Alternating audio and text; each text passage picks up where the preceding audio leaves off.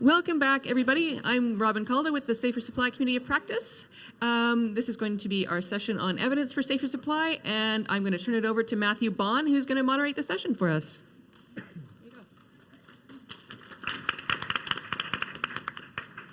Hi, everyone. Thanks for clapping, even though I'm not presenting or anything, so you guys should be clapping for these guys. But we have a great panel today, presentations, and I get the honor and privilege to introduce each one of these people that I got to work with in multiple different capacities. So, is Gillian here? Oh, hey, Gillian. You're up first. So, Gillian is a research fellow at the Canadian Institute for Substance Use Research at the University of Victoria. Her research is examining the scale of safer supply programs in Ontario and British Columbia and on harm reduction responses to the overdose crisis, amongst many other things. And if you haven't read her paper about people who use drugs practicing care for one another, it's one of the best papers out there, so check it out. And then to my right, I have Dr. Andrea Sereda, who's a physician caring for people who use drugs, people deprived of housing, and people marginalized from traditional healthcare. She is the lead and founding physician for Safer Opioid Supply in London, Ontario, and providing pharmaceutical-grade opioids to people dependent on a street supply. And Andrea has kicked ass in the safe supply world, and I think it really has showed a lot of other people to, start doing this life-saving practice. And I have Dr. Sara Davidson. It's not, my list is a little bit mixed up, but we have Dr. Sara Davidson is the medical director at Riverstone Recovery Center, which I got to see. It's amazing. A SUA-funded 5-year project to help develop best practices in injectable opioid agonist therapy. Riverstone has been in operation for the past 2 years in Fredericton, providing clinical injectable opioid agonist therapy, oral opioid agonist therapy, and oral stimulant replacement therapies. Wraparound supports, including peer support, and Martha Painter is coming to visit you in Fredericton, so you'll have a great ally.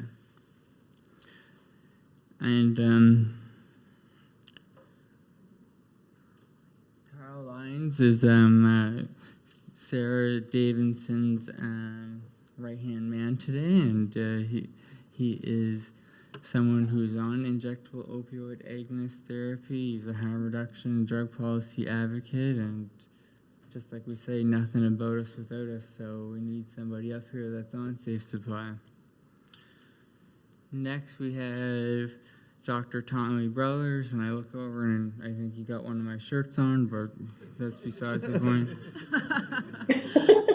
Dr. Tommy Brothers is a resident physician trained in general internal medicine and addiction medicine at Dalhousie University. He's also a PhD student in epidemiology and public health at the University of College in London, England. His clinical and research focuses on improving healthcare for people who use drugs, and he was one of the co-founders that implemented Atlantic Canada's first overdose prevention center. And we have Dr. Mike. I'm not going to try to pronounce his last name because I always mix it up, so we'll have to have a conversation one day about that, so I don't always mix it up. But Dr. Mike is a family physician from Halifax. He continues to work in his hometown with a practice focused on harm reduction, opioid use disorder, and primary care. He currently works at Mobile Outreach Street Health, also known as MOSH, Direction 180, and Spryfield Medical Center. And last but surely not least is Leah Genge, and Leah Genge is a family physician from Cape Breton who practices in Halifax. She works with a practice focused on harm reduction, opioid use disorder, and primary care. She currently works at MOSH again, or Mobile Outreach Street Health, and the Spryfield Medical Center, and is a consultant with the Addiction Medicine Consult Service for Nova Scotia Health Authority. And I'd like to say that, you know, Leah was one of my safe supply prescribers and really changed my life. So thank you, Leah. Up first we have Gillian, I believe. And can everybody see Gillian on the right? I guess on your guys' left, but on my right. So Gillian, why don't you start us off? Perfect. Can you all hear me okay? Okay, perfect, because I'm about to share my screen, and at that point, I'm probably going to lose the ability to see you all. Can you see my slides at the moment? We're good to go? Amazing. So my name is Gillian Kolla. Thank you so much, Matt, for the introduction. I appreciate it. I'm coming to you from Toronto today, and what I'm going to do, or what I'm going to try to do, is do a really, really quick overview of some of the evidence on safer supply so far that's been published, partly because we keep on hearing that there's not very much evidence on safer supply, and that's not quite true anymore. We actually have quite a bit that's been published. So just getting started, I just want to situate us really quickly today before we get into some of the evidence. As we are speaking today, just last week, the Public Health Agency of Canada released data saying that just under 30,000 people have died of opioid-related overdose deaths from January 2016 to December 2021.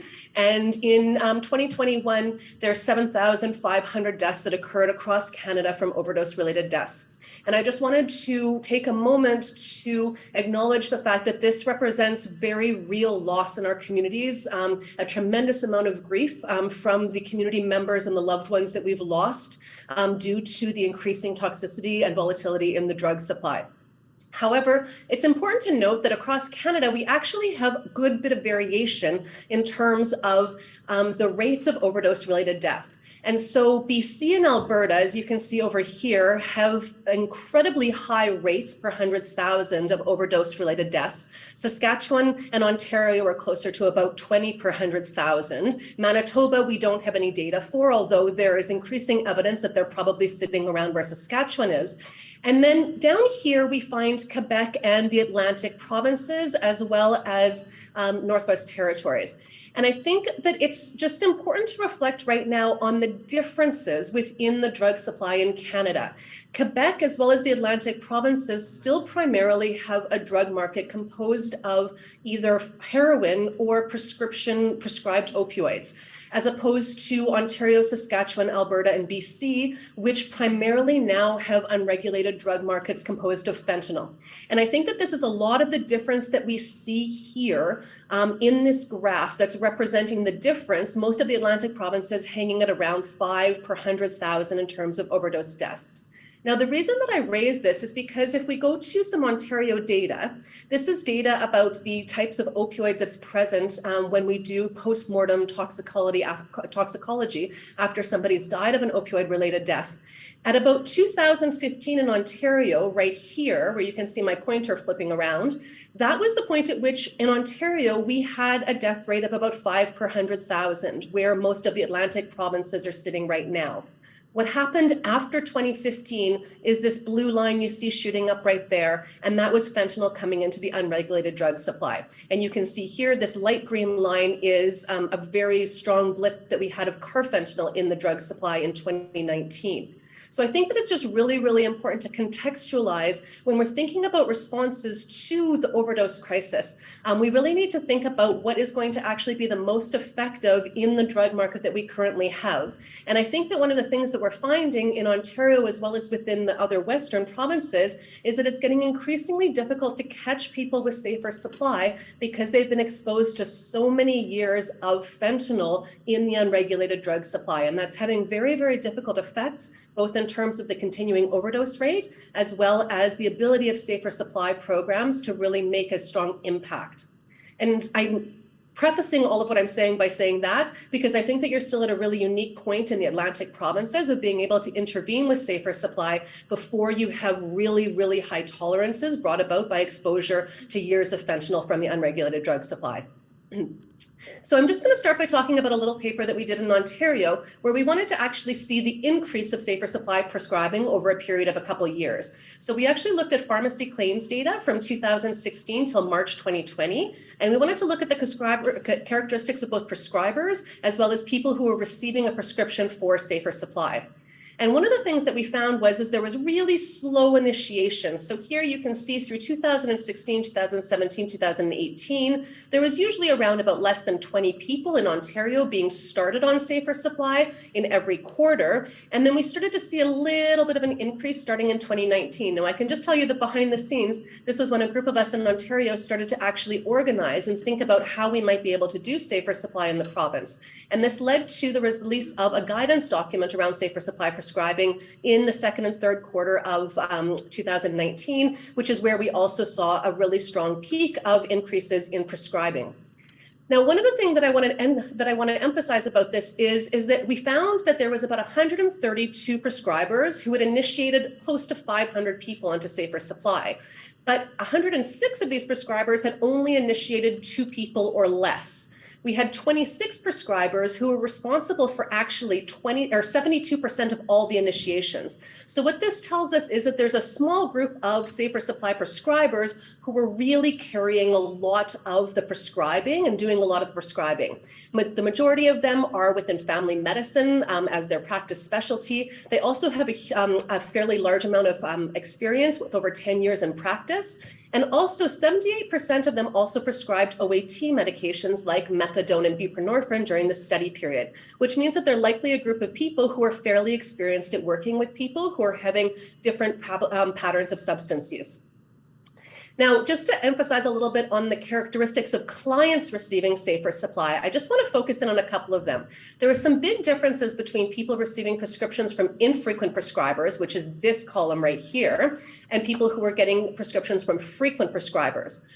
One was the people who were getting initiated by frequent prescribers tended to not have a family physician. They were much less likely to have a family physician. They also, in both groups, were fairly likely to have had an infective complication in the previous 1 year. So this is things like cellulitis or infective endocarditis or discitis, one of these bacterial infections that often comes about from frequent injection drug use.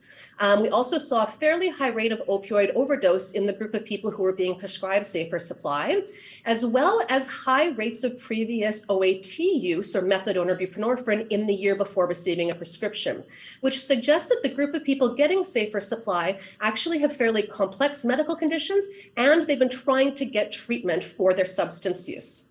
The other thing that's important to note is that most of the frequent prescribers were actually co-prescribing a long-acting backbone of an opioid agonist treatment, either methadone, buprenorphine, or slow-release oral morphine. That's what the SROM stands for over here.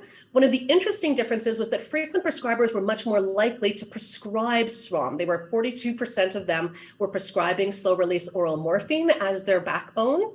And the other thing that I just wanted to note as well is that there's been a lot of concern about how safer supply might actually contribute to overdose-related mortality. We didn't find that this was something in our study. We didn't find very many deaths in either when people were on safer supply or in the 7 days after they discontinued.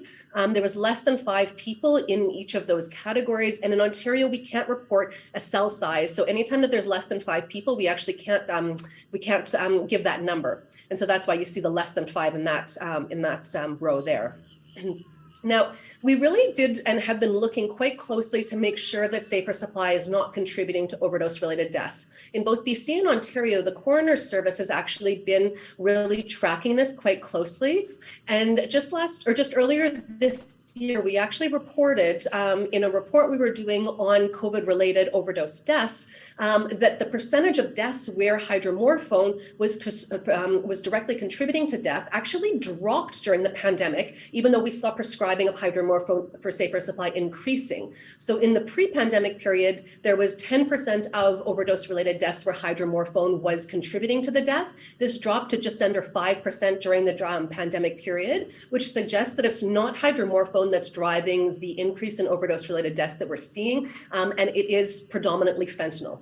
This is the same in BC. In BC, the coroner service also took a look to see whether or not what they call risk mitigation prescribing, which is safer supply during the pandemic period, and they found that hydromorphone was identified in less than 2% of all of the drug toxicity deaths during the first year and a bit of the pandemic in BC. So this really provides a reassuring signal that the hydromorphone prescribing through safer supply programs is not contributing to overdose deaths in these two provinces.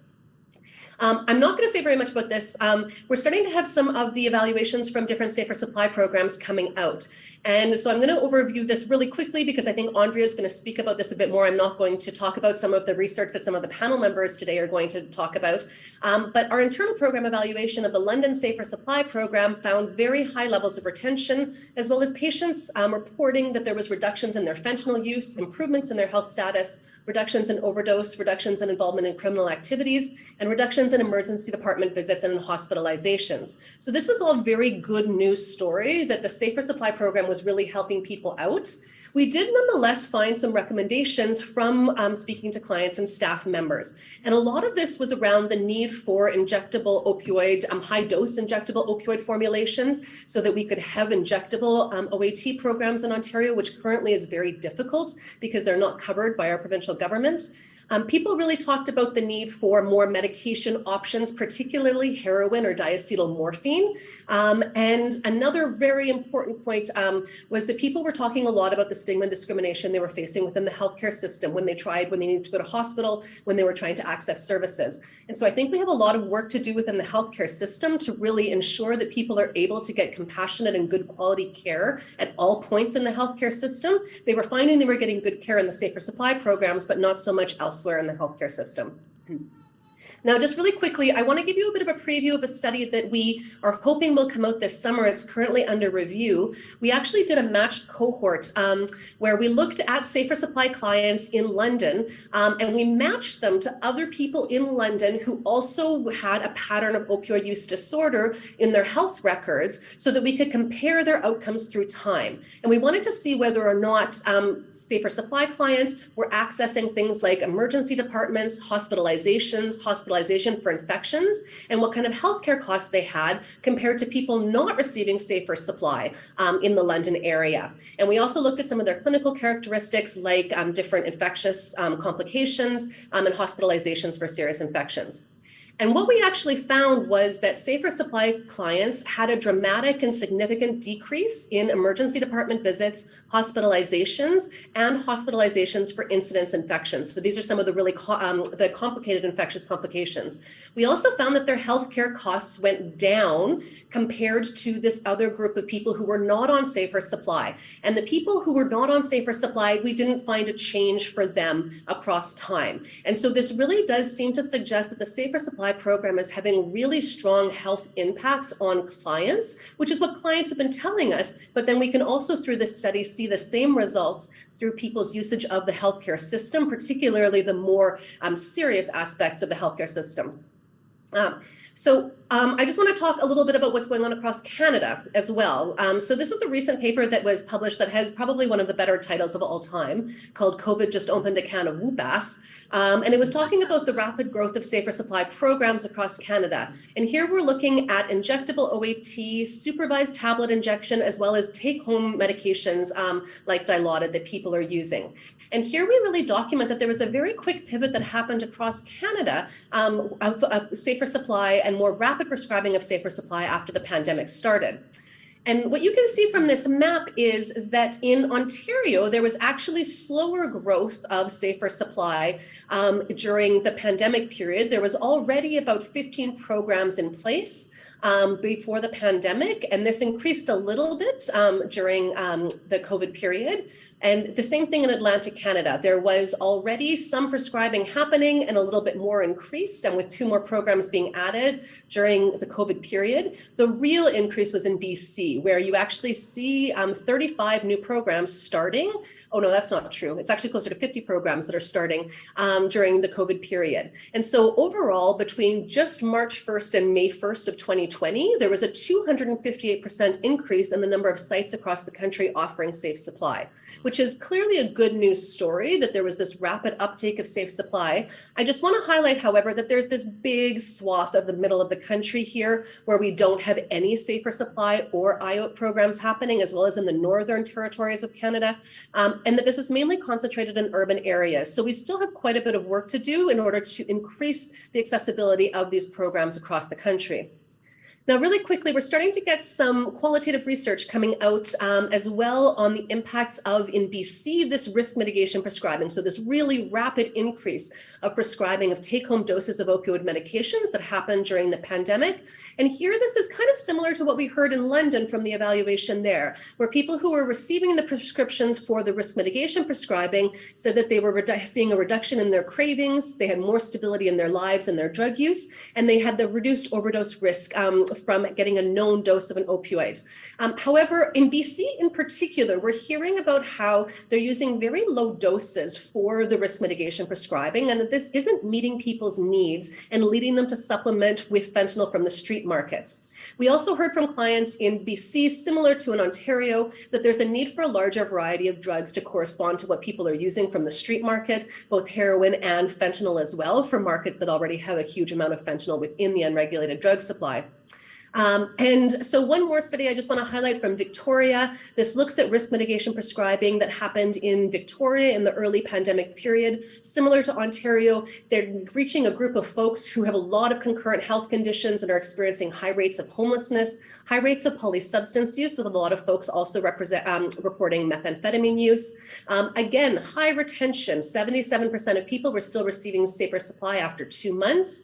And they found that they had better retention for people who were either previously receiving methadone or buprenorphine, so already receiving an OAT medication or receiving a mental health medication, probably because these were a group of folks who were already going to the pharmacy quite frequently to get their medications, as well as already wrapped into with a healthcare provider who was able to start prescribing safer supply to them during the pandemic period.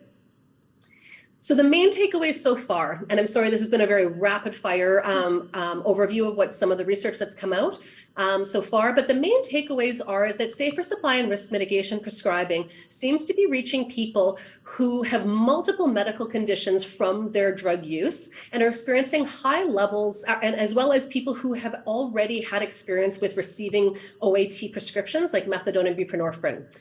People who are receiving safer supply were reporting fewer overdoses, better health, and more stability in their lives, which are very important indicators that I think we really need to listen to people who use drugs when they're telling us about the impacts that this is having on their lives.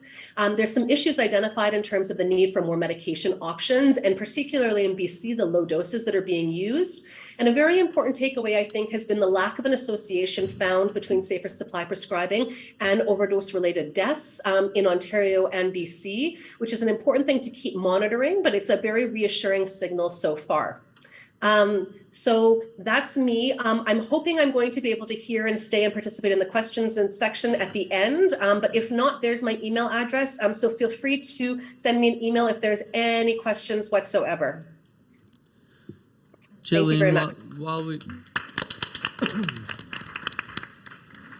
While we have you, is there any questions from the audience? Maybe one.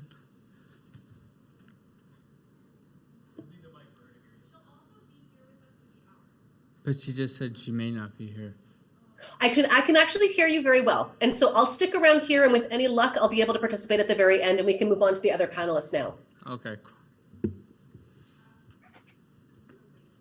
Yeah, I'll make sure you go next and when Gillian comes up. So next, and thank you, Gillian. That was a wonderful presentation. And we have Dr. Andrea Sereda, who's going to speak about all the amazing work she does. Thanks, Matt. So I'm just going to wait a moment just until my slides. There we are. So thanks so much, Gillian, for setting the stage for me. Watching your slides, I realized we're going to talk about a lot of the same things, slightly different contexts. So I'll try and make sure it's interesting for you as well. I have to say that you are all wonderful. I've been in Halifax for a couple of days, connected with some people, some of them at this table here today. And I am so impressed with the resources that everyone here in this room has really built from the ground up here in Halifax and the region. So I've, over the past few years, spoken to so many groups across Ontario and Canada about safer supply. And I think what I've learned is the secret sauce to success with safer supply is actually the community's attitude to the work. And your community has the right attitude and the right fire, and I'm absolutely confident that the Maritimes are going to emerge as a leader in safer supply. You have barriers and challenges. I've heard about some of them, and I'm hoping I can hear about more of them. But again, you have people who are putting drug users and drug user equity and justice at the forefront of their work. So I'm going to spend about 10 minutes talking with you about the current state of the unregulated market in Ontario and the complications we're seeing related to that. And then I'm going to talk about those results from the London Safer Supply evaluation that Gillian talked about a little bit. So even though everyone in this room, we all know exactly how bad the poison drug crisis is, and everyone here, I am sure, has a list of names that you carry really close to your heart, I always feel really, compelled to acknowledge this loss that everybody is living with right now. Gillian and I have almost the same slide. I think we work so closely together that our brains are kind of connected at this point. But as Gillian said, the overdose rates and the deaths from overdose have been increasing by double digits every single year since we started measuring. And we hear so much about the downtown east side being the epicenter of these overdose deaths, and then we hear about the solutions coming out of Vancouver to address this. But in Ontario, where I work, we've actually had the dubious distinction of surpassing those BC death rates starting in 2019, and it's only gotten worse. And during the pandemic, it's our northern, rural, remote communities like Timmins and Thunder Bay that have actually surpassed the downtown east side death rate on a per capita basis. And it's smaller cities like London, where I work, and again, those rural, remote northern communities that I know are predominating the practices here in the Maritimes. That's where this crisis is killing more and more people. And we really need to think together about solutions to save those lives, because they're going to look really different than what has worked in that concentrated geography of the downtown east side. So it's always a challenge when I'm speaking to groups like this, that we have to think outside of Vancouver, and we can't assume that those solutions can be just applied to our own communities. So the work in London, it started in 2016 out of, honestly, just a desperate attempt to keep people alive at that point. Fentanyl had been on the streets for about 2 years in London at that point, and none of the traditional addiction medicine interventions like methadone or buprenorphine, they weren't helping me keep people alive at that point. And I really felt powerless, and safer supply emerged out of that desperate feeling of powerlessness. As Gillian also alluded to, we know that your drug supply here in Halifax, you're really sitting right now on that precipice that Ontario found itself in 2014 and 2015, because you're still mostly a pill market. And from what I hear, you're about 90% pill, 10% fentanyl market, which is exactly where we found ourselves in 2014. And again, like Gillian said, those of us watching from Ontario, we are very grateful that you have not made that flip into a predominantly fentanyl market, but we're really nervous. We really would like to help you and support you in preventing that flip and getting ahead of it. Because in Ontario, we really feel like the horse is so far out of the barn with fentanyl that we cannot even see it down the road. We in Ontario, we need new drugs. We're fighting for funding for those drugs. Sometimes safer supply and the use of dilaudid tablets feels like pissing in the wind a little bit. And we're working hard to change that status quo. But, in medicine, we talk about prevention being worth, an ounce of cure, right? A penny of prevention is worth an ounce of cure. And I would really hope that we can do that here in the Maritimes. We also want to prevent what comes after fentanyl dominates a market, which is a nearly vertical climb in people's tolerance. So in the first 4 years of the Safer Supply program in London, which was 2016 just until pre-pandemic in 2020, the average person was using 1 to 5 points of fentanyl per day. But since COVID, and it was this huge inflection point as soon as the pandemic started, our community use levels just went through the roof. And most of the people I see for initiations now are measuring their fentanyl use in full grams, multiple grams, half balls, and balls. So their use has tripled, quadrupled, quintupled.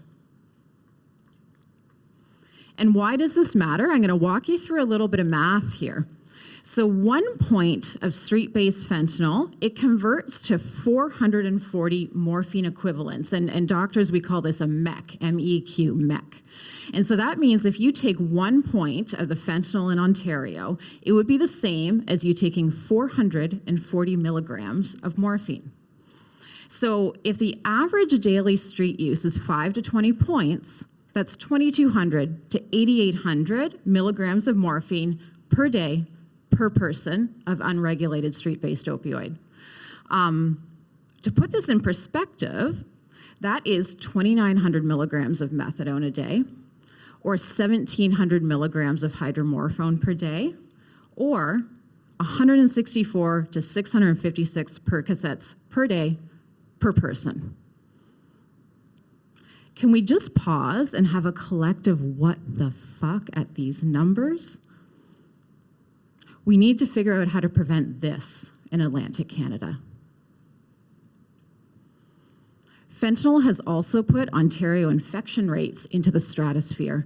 So this study was actually done by Dr. Kolla, Dr. Gillian, and colleagues, and it shows, again, that huge inflection point in 2014-15 when fentanyl came on the market.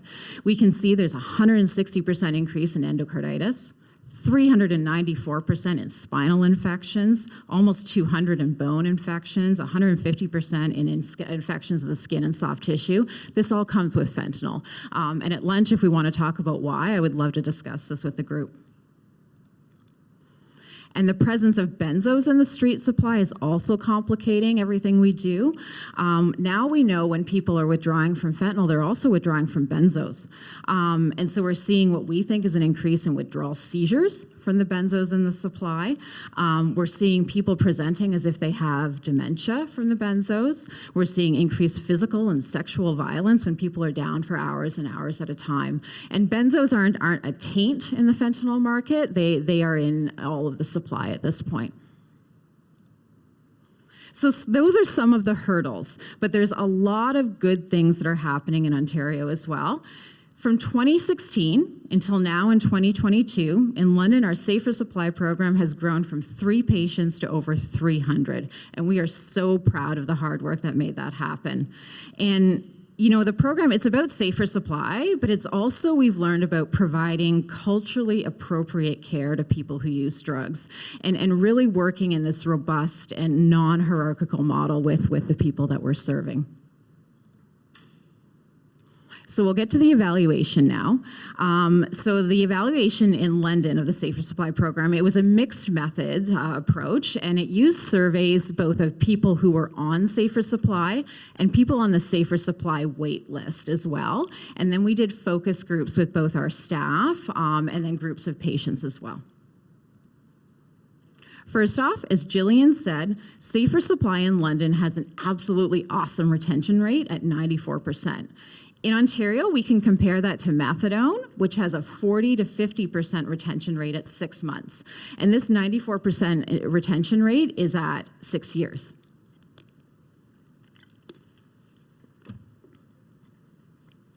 And our participants, they talked about overwhelmingly positive impacts on them. This person says, it's done nothing but good for me. I've got my family. I've been housed for the first time in 10 years. I'm volunteering. I'm doing things that I just didn't care about or had no motivation to do before. 63% of our patients report that their fentanyl use has decreased since starting Safer Supply. And we really take the approach that we work with people to get their use to a point that they are comfortable with. So there is no expectation that people get to zero fentanyl use or any predetermined outcomes like that. It's how do you feel better and how do you feel safer? And I think we are showing our successes there that the majority of people are able to reduce that. We've seen 35% of our people report no longer injecting drugs at all. And so this was a finding that surprised even us. So this was a fun thing to come out of the research, that we saw that 35% of people have switched from injecting to swallowing, snorting, or smoking their drugs. And there's so many health benefits that come from making that shift in the route.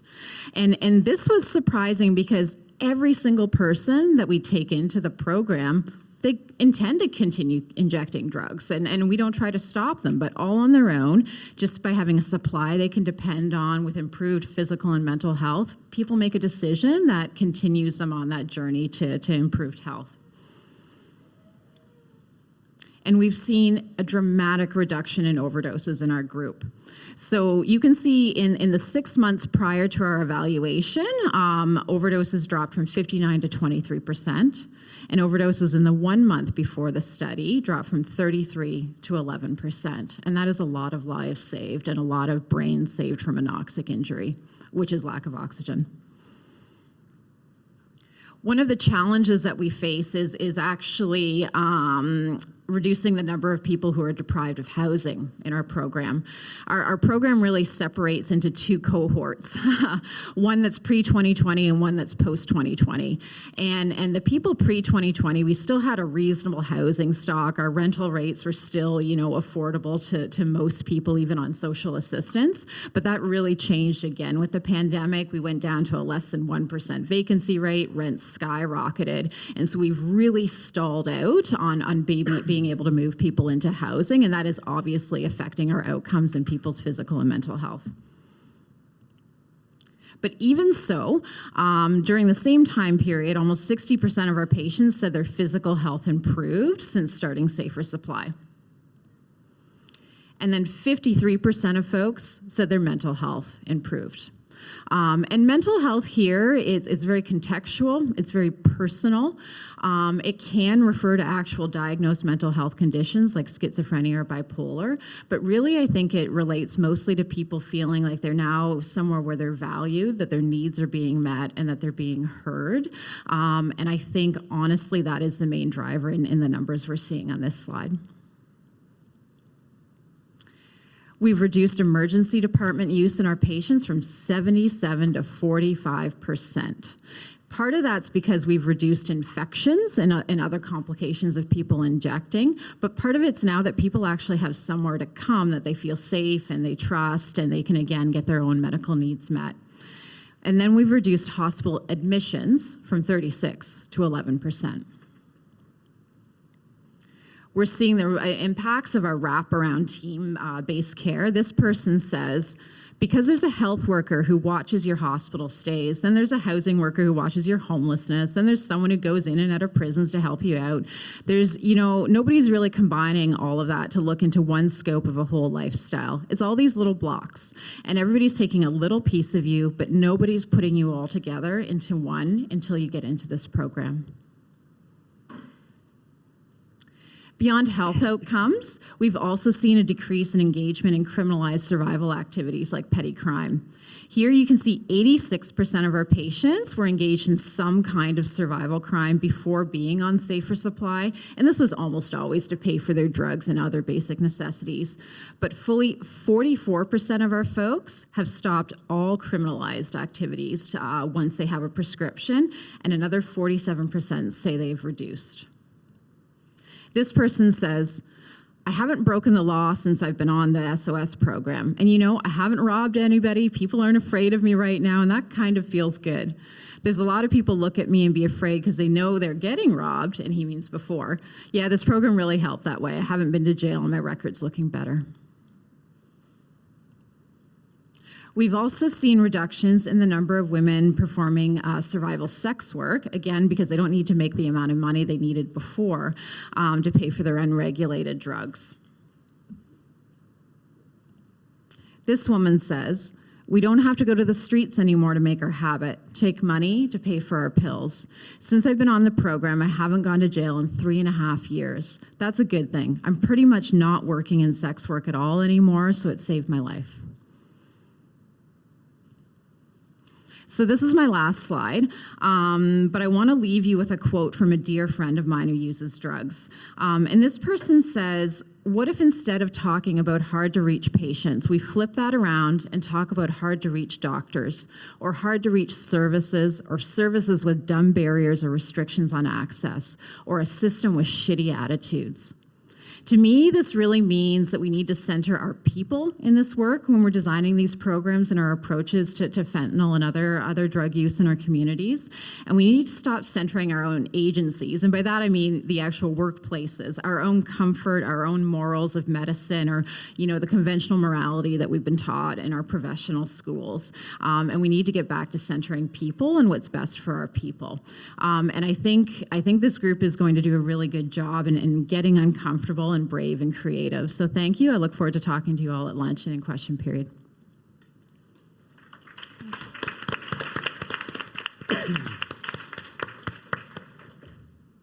Thank you, Andrea. And some of those quotes just really hit you. Moving along, because I know I'm probably not the best timekeeper, but Sara and her colleague are going to present some findings on the Riverstone Recovery Center. Name's Carl, patient at the Riverstone Recovery Center. I've been there, buddy. That might not be on. Is it on? Is it on there, baby? Yeah. Name's Carl. I've been a patient of Sara Davidson's for the last year on Riverstone Recovery. I've just asked 3 questions. What was your experience been like in the healthcare services? Has harm reduction, IOAT, safer supply in your community? Well, before Riverstone, there was none to speak of. It left a sour taste in my mouth. There was nothing. There's nowhere you could go for safer supplies. There was just, I don't know. You almost feel like giving up. Like it's just. It wasn't the best.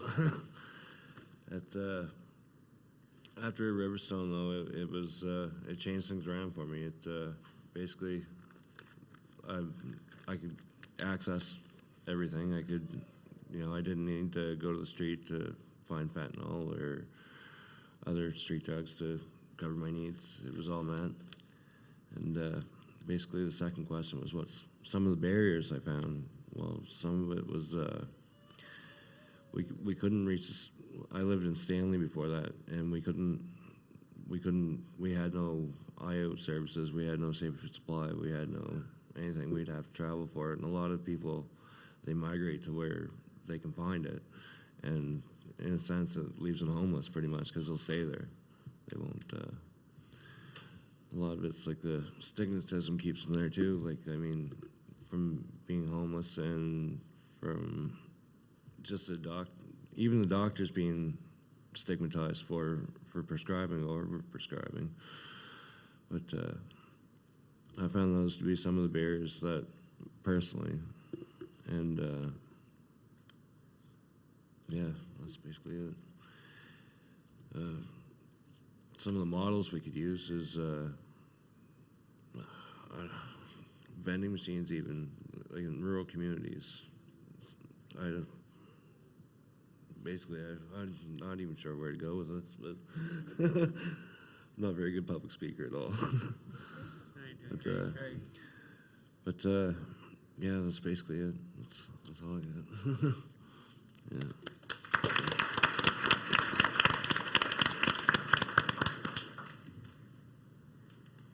So, hi everybody.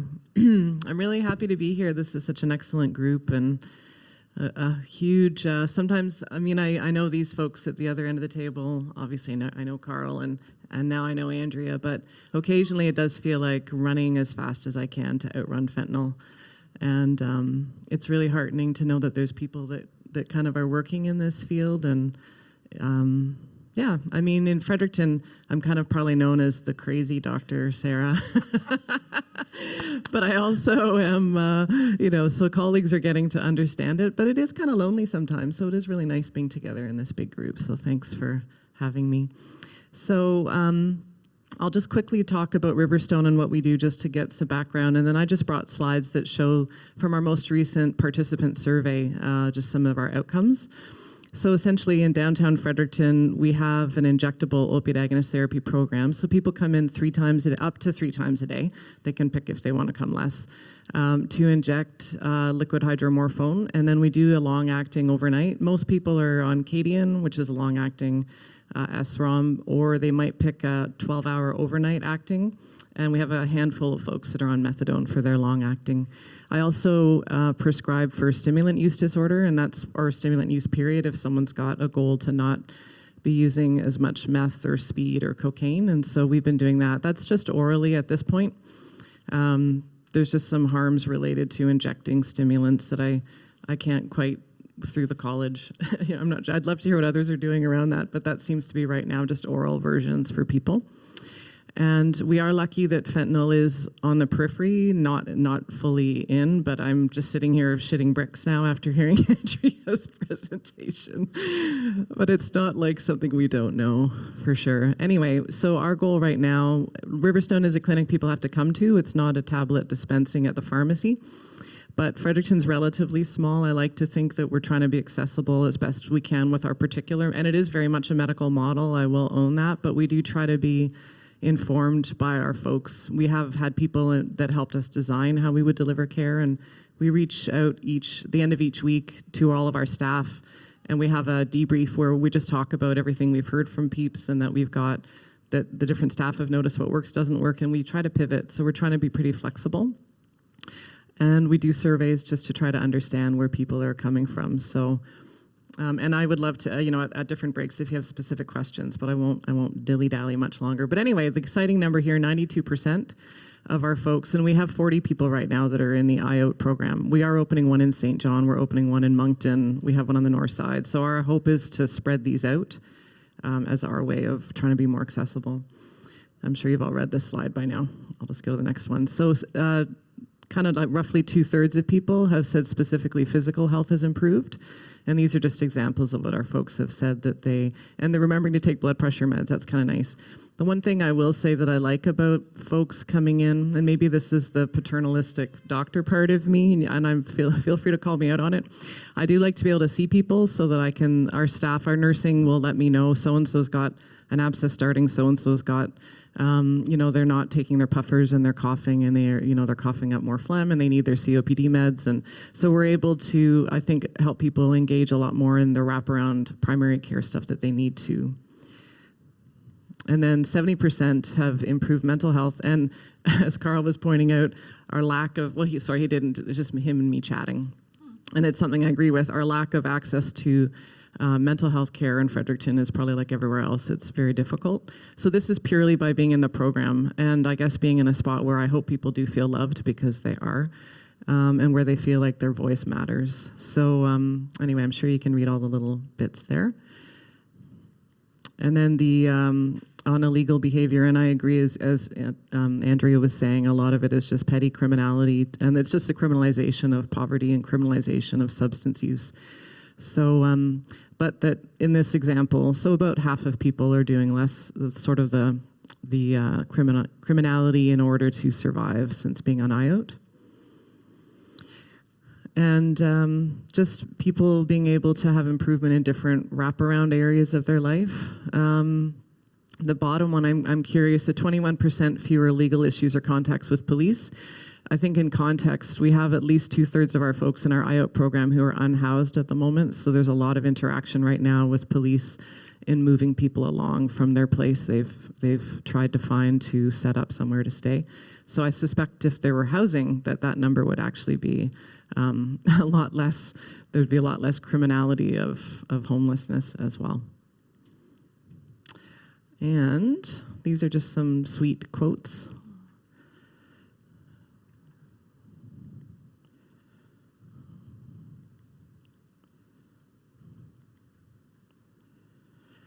And I think one of my favorite ones here, if I can remember it correctly, is someone really early on in the program was saying, I was going to go out and do some crime, but then I remembered there's no iOAT in jail, so I didn't. I thought, cool. Anyway, it's a lot less, evidence-based stuff because I knew that other folks would be doing it. But I guess I just want to really advocate for the voice of the folks, and everyone here is wanting to do that too, of course. So that maybe goes without saying, but we're still feeling around sometimes in the unknown territory as physicians and prescribers, and I feel like having folks involved at the grassroots level is essential. It's the only way we can be relevant. So yeah, keep us accountable, keep our feet to the fire, and keep showing up. And thanks very much.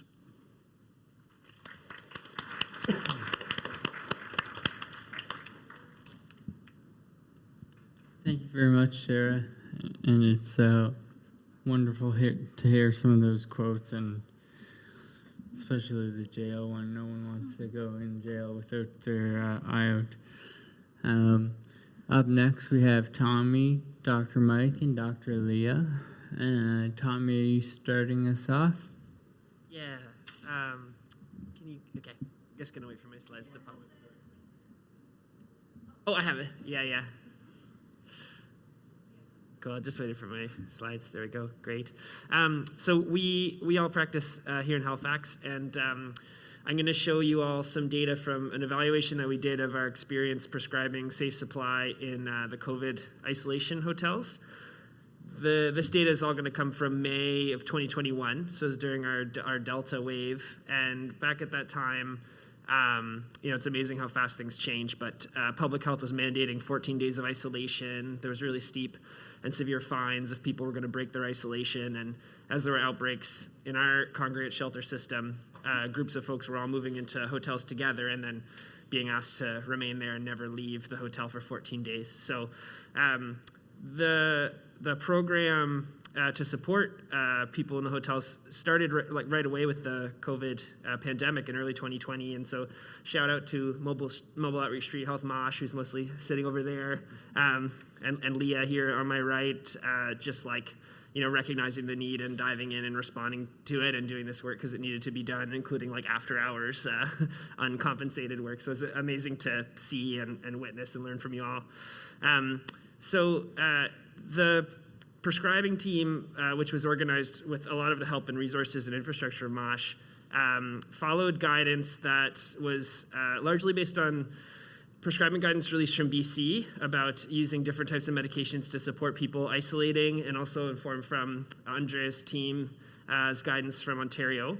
So everyone who came in or needed to go into isolation was either, at this time, mostly their first contact was Helen from MOSH, or a public health person. And so we would do an assessment about what substances people were using and what they were concerned about withdrawal from, and try to match their needs in order to stay in isolation. So for people who used opioids, we offered OAT medications, once daily medications, including the 24-hour morphine. And then a number of hydromorphone tablets, mostly immediate release 8 milligram tablets. And because many folks in our community are using hydromorph regularly, we could pretty closely match what people were reporting that they needed, which is obviously a quite different scenario than what Andrea was sharing from trying to convert the fentanyl doses and how high it was getting. For people who use stimulants, we would ask things like, if you can't access cocaine, what would you typically use? How much would you typically need? What would get you through the day? And then converted that from the prescribing guidance of methylphenidate, which is Ritalin, and dextroamphetamine, which is Dexedrine. And folks were telling us relatively quickly about which brands, which generic formulations dissolve better, what are their favorites if they're going to be injecting. And we had one particular pharmacist, local pharmacist, Peter Jorna, who was delivering these medications daily and understood what we were talking about, so that was quite helpful.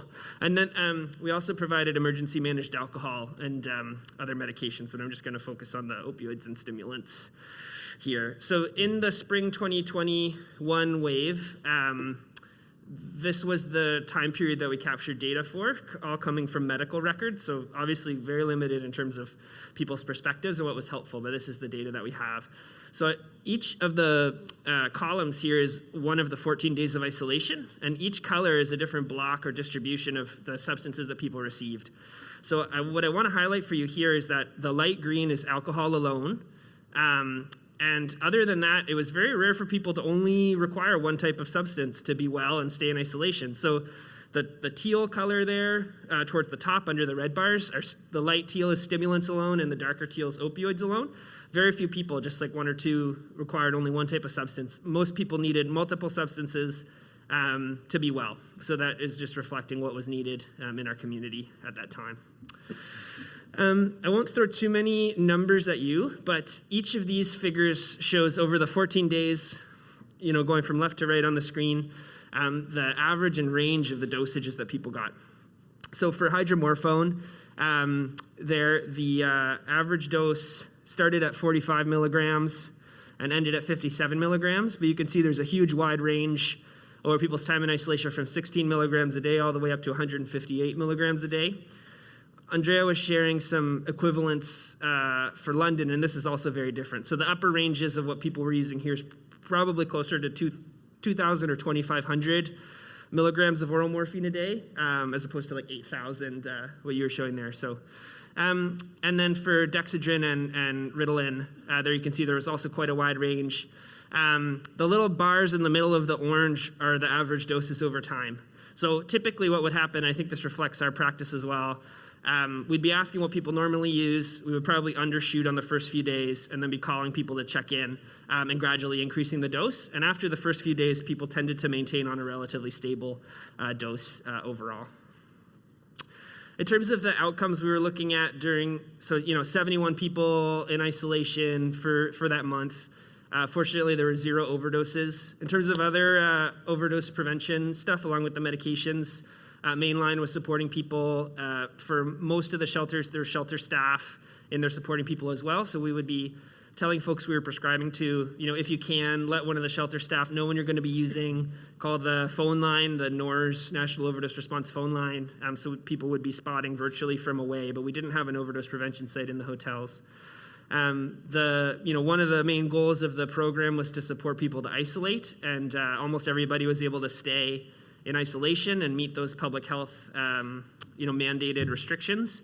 So in that way, the program was a success as well. And then from a medical prescribing point of view, in terms of how many people were there and how many prescriptions were being delivered each day, concerns about intoxication or medication doses being too high, including alcohol, or diversion or sharing in the hotels. In terms of the information that was coming back to the prescribers and how we made our decisions was relatively rare as well. So overall, those are some numbers from our experience supporting people in the hotels. And yeah, I'll hand it over to you guys. Do you want to start? I can breathe for a second. So I guess first, thanks to Tommy for presenting and really taking the lead with this research. Both Dr. Genge and I, prior to COVID, maybe had 2 to 5, at least me personally, safe supply patients in my practice. But really in Nova Scotia, or at least in Halifax, there wasn't any widespread treatment programs available. And I think one small silver lining of COVID is that it did kind of and get some prescribers on board to have these conversations and to bring safe supply into the forefront. But not only prescribers, I think it's really reunited community organizations in Halifax. I can't speak to other maritime provinces, but at least locally, I've been able to meet and work with so many people on this project. And so I think that's the big take home. At this point, I'm a medical provider, and I need the help of everybody here to try to help bring things forward in the right direction. So, that's all I have to say about my reflections on it. I'll pass it to Leah. This is probably easier. It's going to get awkward. I won't have too much more to say. Thanks to everybody, and thanks for this gathering opportunity is so wonderful. I think what Sara pointed out was, I was kind of reflecting on that too, is that, it can be a bit of a lonely place when you're going against the grain, or maybe not going against the grain so much, but really, and in fact, early in the isolation, we tried to form like an Atlantic harm reduction group that somehow the acronym was ASCOP or something, and so we're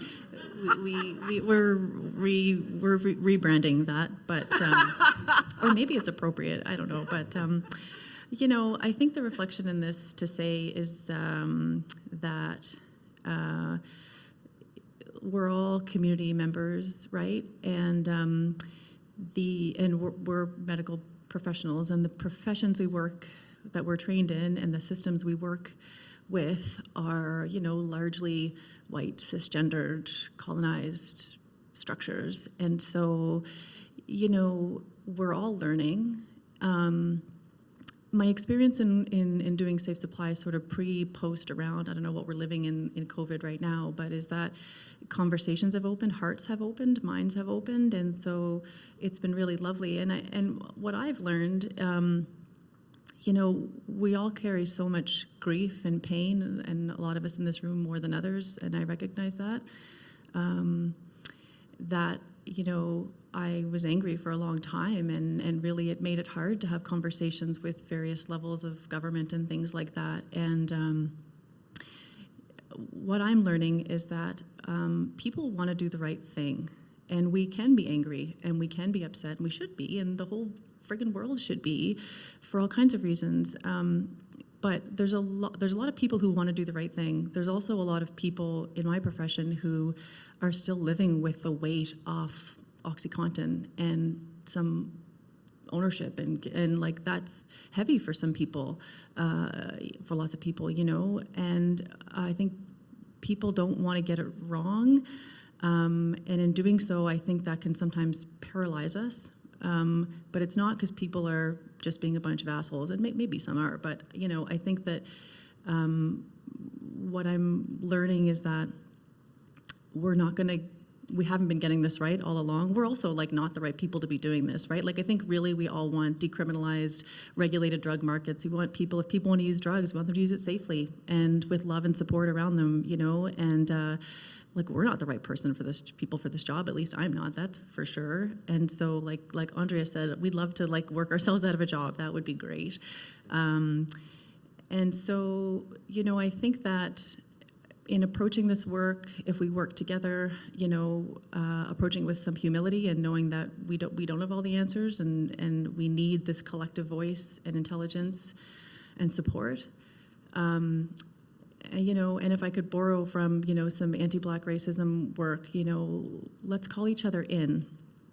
Let's not call each other out, because we need each other to do this. And I need to be called in all the time, and I'm grateful for that. And our route is going to be circuitous, as it often is, but I feel hopeful that in the Atlantic region, the amount of collaboration and people that have come together through through this time, that I'm like talking to prescribers and doing managed alcohol in Newfoundland, and here we are. This wasn't happening a few years ago, and although it feels like immeasurably slow and so painful, I think there's some wins to be had there. So let's be, have some humility, treat each other with grace and kindness, and call each other in when we need to be called in, and embrace that and welcome it, and let's just learn together and try to get it right.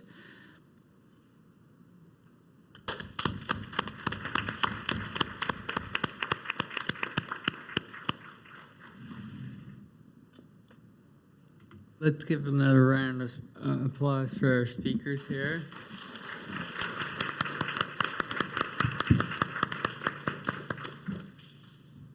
We have about 10 minutes left for questions, and we already had one question. Cindy, I believe you had a question. Was it for Andrea? Gillian, you there?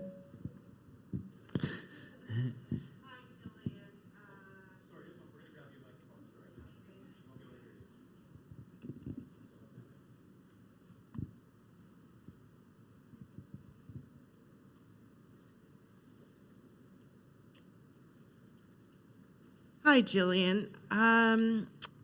Great findings through your research, and thank you to all of you for the work that you're doing. I'm wondering, in Nova Scotia, historically, methadone has been the primary data for overdose deaths. And given that there was a reduction in hydromorphone deaths, I'm wondering if you consider or look at the comparison between hydromorphone deaths and methadone, and then look to hydromorphone as a first line, which I think a lot of people would prefer. I mean, historically, methadone has been the gold standard, and we know it's not for everyone, but I'm thinking if something like that was done, it might help to mobilize a shift in willingness to prescribe it as a first line of treatment. Thank you. Thanks for the question. I appreciate it. And also, can I just say that I'm very jealous to not be there with you all today. I'm sitting here in Toronto with my COVID. I decided to keep it here with me and not come over with you all. And so hopefully next time I'll be able to come and see you all in person. Speaking about the methadone, it's an interesting point, and I can't speak to Nova Scotia data, but I can speak to the Ontario data. And in Ontario, during the COVID pandemic period, we also saw a drop in the involvement of methadone that was directly related to opioid-related deaths. And there was a lot of concern because early in the pandemic period in Ontario, there was actually a loosening in the restrictions around take-home doses. So basically, more people got more carries to help them with COVID-related isolation. There was a lot of worry that this was actually going to lead to an increase in methadone involvement in overdoses, because methadone, while it has some advantages as a treatment for opioid use disorder, we do know that it can be, because it accumulates within the body, particularly when people are starting it, it can be quite dangerous in terms of overdose, and we have to be really careful with the titration or walking people up on it. And so one of the things that was looked at, and we actually had a very large research study in Ontario that looked at the outcomes of people who got more carries with methadone during the pandemic period. And unsurprisingly, people who got more carries didn't have a higher rate of overdose, but they also had better retention and treatment. And for a long time, people who use drugs and who are on methadone have been calling for less carries, have been calling for a loosening of the restrictions around carries, saying that it would really, really help them out. And there's been a lot of hesitation within the medical community to go in that direction. So we now have real world evidence that people who use drugs, what they were asking for all along actually turned out to have really strong impacts on retention. It didn't have any negative harms associated with it. So I think that there's a couple lessons we can learn from this. One is that we need to be listening better to people who use drugs when they're telling us the problems with our programs. I think you're completely right. Methadone has been the first line and the gold standard of treatment for around 30 years now. But it's interesting to note that there's been very little change in the way we deliver methadone in the community in those 30 years. We started delivering it in one certain way, prescribing it, dispensing it, very much a heavy emphasis on observed dosing, and that didn't change. And there was very, very little room for integrating the feedback of people who use drugs in those programs in order to meet people's needs and really listen to their experiences. I think that this is an important lesson for safer supply programs in terms of how we can ensure that as we're scaling up safer supply, we can be really listening to the feedback that people who use drugs who are engaging in these programs are giving us and ensuring that we're responsive to it. I think that there has to be a healthy ability to take feedback and really try things out, try things new. Just because we tried things a certain way doesn't mean we need to keep them in a certain way. And especially because now we're at kind of like the 2-year period after a lot of programs got funding, had to scale up in difficult circumstances because of COVID. I think we're at an interesting moment in terms of being able to really start thinking about what's worked well and where are the spots where we could maybe be actually, iterating and improving our programs based on the feedback of people who are receiving services. I think it's going to take a little bit more research around the impacts of safer supply to see how it might fit in to the range of options that are available to people. I think you're totally right, because we've only had methadone, and buprenorphine increasingly available to folks, people haven't had the opportunity to try out different things to see what would work for them. And for me, I see safer supply as a really interesting way to potentially increase the options available to people and better meet the wide range of needs in the community, which we know haven't completely been met by methadone, buprenorphine, the different things we've got available. So that was a very long and complicated answer to your question, but I hope it kind of like captured some of the elements of what you were trying to get at.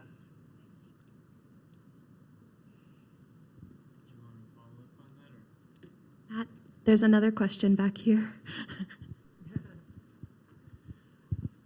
Hi. Thanks so much, everyone on the panel, for your presentations today. And I'll just echo, I have one observation and then a question for the panel.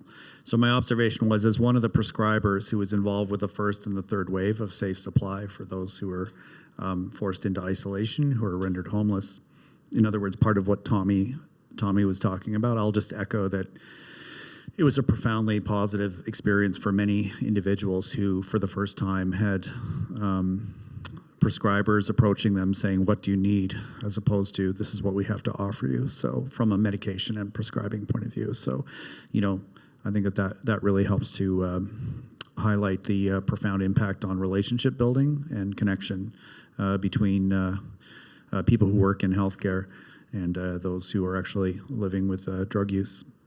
So I'm really, you know, I just echo it was a very, you know, it was a really positive and important step forward in a very specific, time-limited, rarefied environment. So lots of gratitude, and I feel very privileged to have been part of that.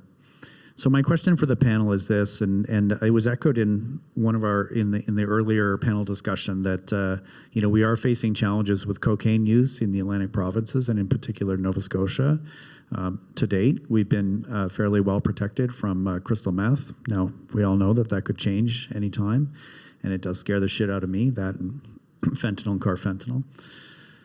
Given that fact, do you think in the safe supply community there would be an appetite to consider piloting pharmaceutical-grade cocaine substitution therapy for cocaine use disorder rather than trying to mess around with amphetamines, knowing that it's effective for some, but that there are issues there? We do have access to pharmaceutical-grade cocaine in Canada. It's manufactured in New Jersey. Would there be an appetite, particularly if you had those goddamn bureaucrats in the provincial government who'd be willing to support that?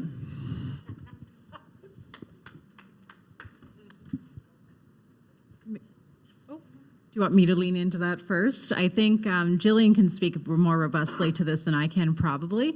I think one of the key advocacy pieces in the community of practice, and among those of us who have been prescribing for some time, is advocating for alternate medications. So certainly in the context of fentanyl, that can be, you know, injectable and smokable heroin, powdered fentanyl, liquid fentanyl, higher doses of liquid hydromorphone, et cetera, et cetera, et cetera. And as it's probably more of a sidebar at this point, but along with that is advocacy for appropriate stimulant substitution. Because although we're predominantly crystal meth instead of cocaine in Ontario and especially in London, we face kind of the same barriers, right? I've tried lots of versions of stimulant prescribing. None of it really meets what people want or are looking for and has minimal reductions in the amount of crystal meth that they're using, the complications thereof.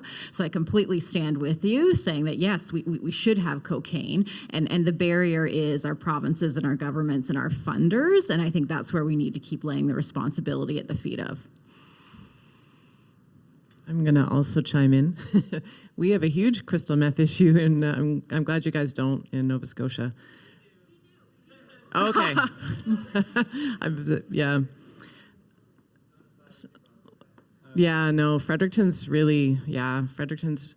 So I guess some different reflections. I must admit, I just started prescribing stimulant replacement therapy 3 years ago, just trying to do anything to help.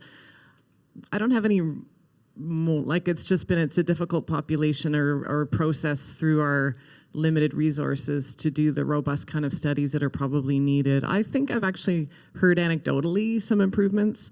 To me, it's the housing. It's so many other issues. Like if people want to use stimulants for fun, that's fine. It's such a survival drug with meth that I just feel like, I don't know, I mean, maybe cocaine would be fine, but I think for us it's dealing with that underlying barrier to housing. So I'm trying to do a bunch of advocacy around that, and have, some engagement with folks that are able to reduce their use using stimulant treatment. I'm also part of I'm trying to remember if are you guys part of that? No, sorry, looking at you, thinking out loud.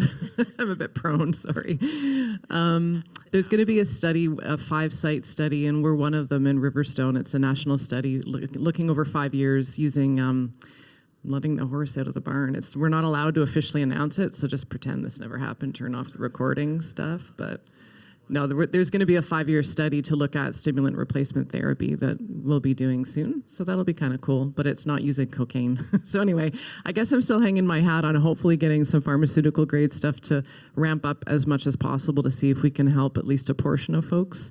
But underlying issues, like we can't just medicate people out of homelessness, obviously. So I think to me, but I also am welcome all the time feedback for what people really need. But I think that's mostly what I'm hearing, at least locally. I can. Sarah, can I just yeah. like a piggyback off that quickly? Because like in the States, they have Nembrino, which is nasal spray cocaine, and they also have essentially crystal meth as a pill form. So I think there are pharmaceutical alternatives. We just have to pressure Health Canada into allowing them to put them on the market or put them on the formulary. Just to respond to your question, Sam, I mean, I think you already know the answer to this, but yes. So whatever people are wanting to use, and so long as it requires me as somebody to prescribe it until we're like regulated and decriminalized, then yeah, like of course, open to helping people use safely, like period, whatever that molecule is. So yep, let's do that, please, because stimulants, they for some folks it can scratch the itch, but it's like not great. So.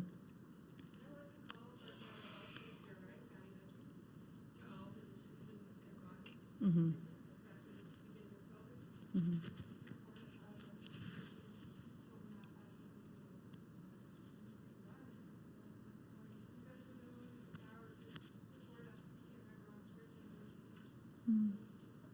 And Julie, I think we're having like a great group facilitated discussion.